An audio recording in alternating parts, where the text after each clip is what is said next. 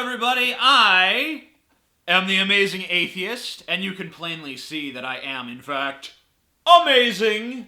Yes, it's true. So, a lot of feminists out there on the interwebs, not all feminists, but a lot of feminists, they have this really strong aversion to the idea that some people lie about being raped. They say that false rape accusation almost never happens. Here's just a few random examples I pulled off the internet. The whole false rape accusation thing is pretty much the epitome of rape culture. I mean, false accusations do happen, but why are you so certain that it's happening to you? To say, I know I didn't rape you, is to say, I know your experience better than you do.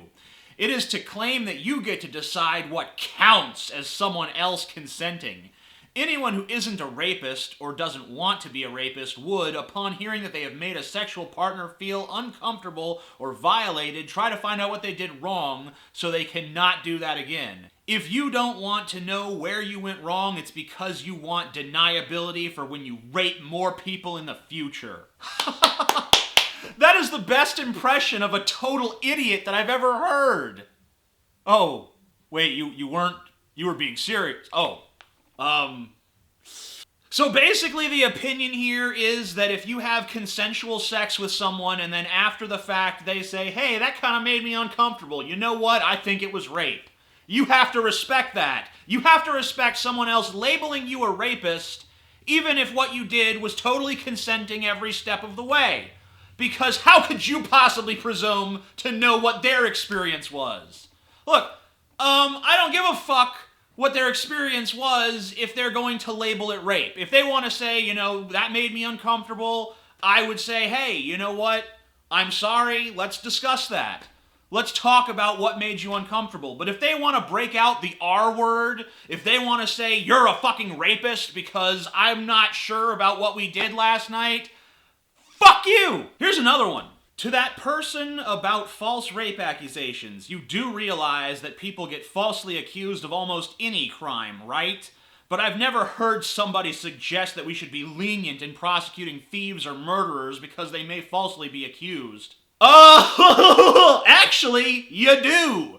It's kind of the whole foundation of our justice system. You might have heard this little phrase bandied about, innocent until proven guilty. That's why even if the police have strong suspicion that someone is a murderer, they don't just arrest them based on their suspicion. They search for compelling evidence. Because in order to get a conviction in America, you're supposed to be able to prove that a crime was committed beyond a reasonable doubt. So you don't know what the fuck you're talking about, you imbecile! False rape accusations never happen, ever.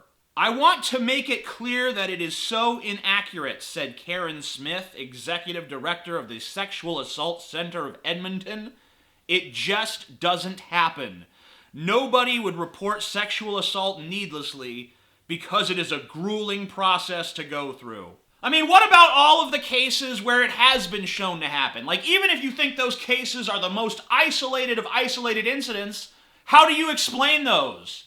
That the women really were raped, but then later they recanted their rape stories because of the pressure of the rape culture, patriarchy, evil conspiracy thing?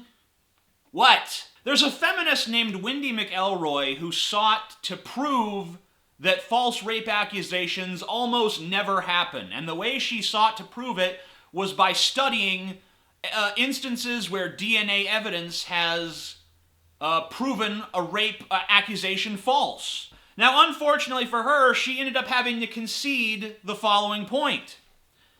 Even a skeptic like me must credit a DNA exclusion rate of 20% that remained constant over several years when conducted by FBI labs. This is especially true when 20% more were found to be questionable. A study published in Forensic Examiner magazine, a trade publication, puts the figure of false rapes even higher, between 41 and 50%. You heard that right, it could be as high as 50%. That's fucking half! The percentage figure that feminists like to pull out when they're talking about false rape accusations is 2%.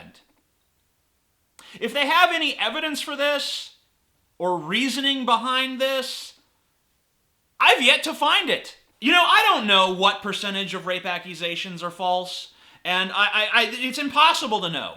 It's impossible to ever know that statistic until we have some sort of machine or network of cameras that films every location at all times and can read people's minds and can interpret people's emotional states and just monitors every human being every second of every day. Until we have that, we will never know what percentage of rape accusations are false. I'll tell you what, I don't think it's as high as 50%. I don't think it's as low as 2%. I think it's probably somewhere between those two. But what I do know is this: it does happen.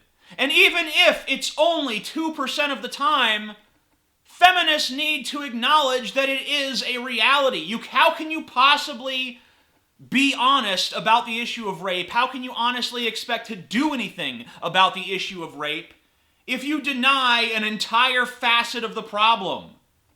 And if it is as high as 50%, that means that not only is there a rape culture, there must also be a false rape culture, right? Isn't that just sound logic? Huh? You know, feminists should probably hate false rape accusers more than any other group, because the big issue for modern feminists is the rape issue. Their big talking points are rape culture, women are afraid to get raped, there's rape imagery rampant in our media, blah, blah, blah. You know the fucking line of rhetoric, okay?